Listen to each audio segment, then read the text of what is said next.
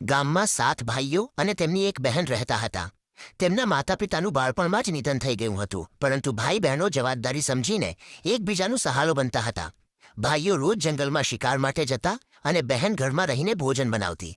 એક દિવસ જ્યારે બહેન લીલા શાક કાપતી હતી ત્યારે તે ચક્કુથી તેની આંગળી કાપી બેસી. લોહી વહેવા લાગ્યું અને તેને લાગ્યું કે જો ભાઈઓને ખબર પડી જશે તો તેઓ ખૂબ ફિકર કરશે. તેણે લોહી રોકવાનો ઘણીવાર પ્રયાસ કર્યો પણ સફળ થઈ નહોતી.